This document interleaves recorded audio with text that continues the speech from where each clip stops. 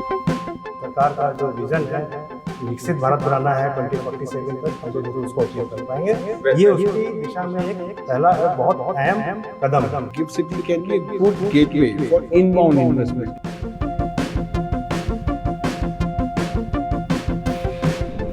विश्व का बाजार खुला है, प्रतिस्पर्धाएं सामने हैं और अमेरिका में ट्रंप के जो हालात आप देख रहे हैं, उनके बयानों की बात देख रहे हैं, वो एशिया और खासतौर पर भारत में भी एक व्यापारिक दृष्टिकोण के लिहाज से नया विचार पैदा कर रहे हैं। लेकिन एक विचार 2007 में मुख्यमंत्री रहते हुए वर्तमान प्रधानमंत्री नरेंद्र मोदी ने रखा, अहमदाबाद के नजदीक गिफ्ट सिटी का। अब ये आकार लेने लगी है। देश के इन्वेस्टर यहाँ अपना पैसा निवेश करने लगे हैं और उनको उम्मीद है कि अब एक इतना बेहतर रहे कि अब विश्व के अन्य देशों में व्यापार करने के लिए उड़ान ना भरनी पड़े। खैर, इसी उड़ान पर बात करने के लिए मेरे साथ प्रवीण जी और दीपेश जी हैं। स्वागत है आपका। सर, पहले प्रवीण जी आप ही से पूछ लेते हैं। हालांकि ट्रंप का मैंने जिक्र किया है, यहाँ पे कुछ असर दिखा है अभी? देखिए, जो देश की पॉलिसी के से रिलेटेड जो बातें हैं वो सेंट्रल गवर्नमेंट ही आंसर दे, उसका ज़्यादा अच्छा है जी। हमारे लिए वो कहना। वित्तीय लिहाज से, मैं वित्तीय लिहाज में नहीं, देखिए ऐसा, जहाँ तक वित्तीय लिहाज की बात है तो आपको सबको पता है कि इंडिया जिस तेज़ी से बढ़ रहा है और इकोनॉमिक ग्रोथ जो इंडिया की हो रही है, वर्ल्ड में नंबर 1 पे ग्रोथ हो रही है। इसको तो रोक पाना बहुत मुश्किल है और हमको कितने भी चैलेंजेस आते रहते हैं, बातचीत होती रहती है और सबको अपने अपने देश के इंटरेस्ट की फिक्र है। सब लोग अपने देश की फिक्र करते हुए, और मुझे लगता है कि बातचीत से मामले सुलझाए जा सकते हैं, मामले सुलझाए जाएंगे। जहाँ तक इंडिया के ग्रोथ की बात है, छोटी मोटी रुकावटें आएंगी, आती रहती हैं, लेकिन ये एक जर्नी का पार्ट है और हम लोगों को पूरा विश्वास है कि हम इसको क्रॉस करके, और प्रधानमंत्री जी का और हमारी सरकार का जो विजन है विकसित भारत बनाना है 2047 तक, हम तो जरूर उसको अचीव कर पाएंगे।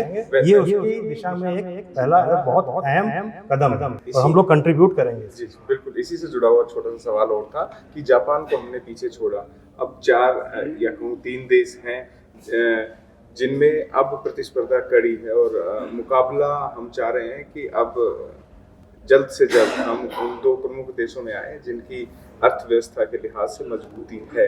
तो गिफ्ट सिटी का कितना बड़ा योगदान उसमें रहने वाला है? देखिए, वो ये कहना प्रतिस्पर्धा है, ये ठीक नहीं होगा, क्योंकि हम लोग अपना काम कर रहे हैं, हमें अपने देश को आगे ले जाना है।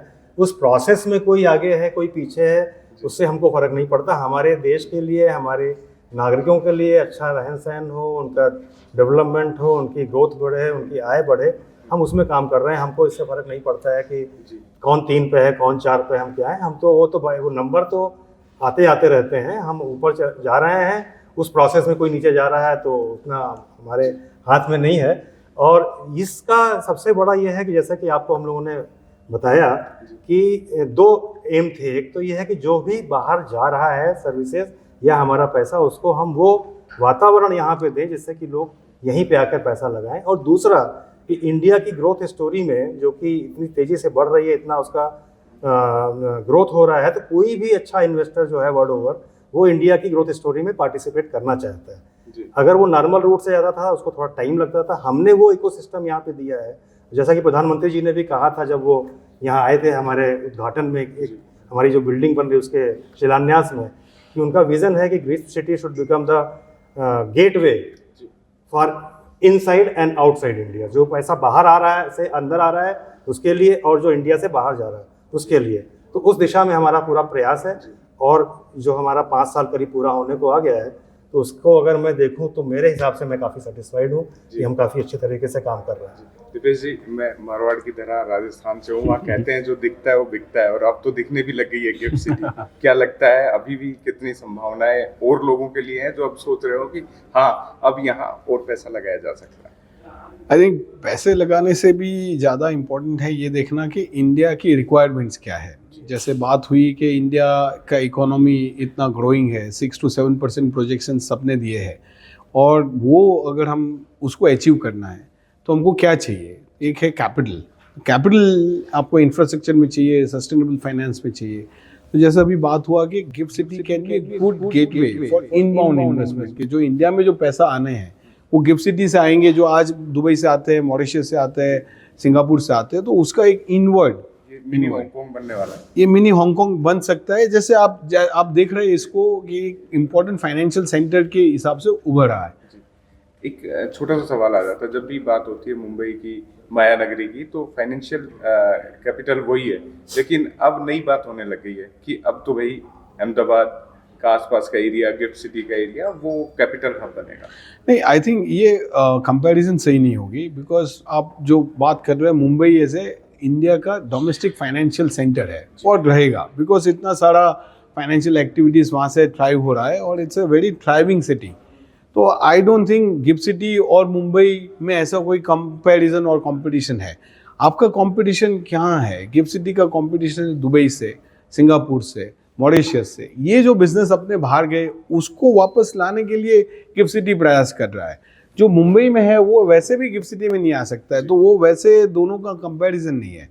But GIFT city can complement what Mumbai is doing. International finance जो चाहिए, जो आज बाहर से आ रहा है, वो गिफ्ट सिटी से इंडिया में जा सकता है।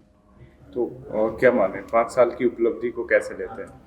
हम लोग तो ये देखते हैं कि जैसे बात हुआ हमारा कि 84 रजिस्ट्रेशन थे 1 अक्टूबर 2020 को, और आज 1000 रजिस्ट्रेशन हुए हैं गिफ्ट सिटी में। तो 5 साल में ऑलमोस्ट 900 प्लस रजिस्ट्रेशन हुए हैं in the gift city. Itself is a testimony कि गवर्नमेंट का regulation, tax law has started giving the results.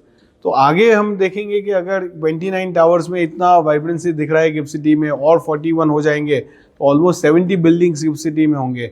तो नेक्स्ट 2 साल में जब आप वापस आएंगे तो आपको ज़्यादा वाइब्रेंसी लगेगी हमारे से ज़्यादा। Thank you.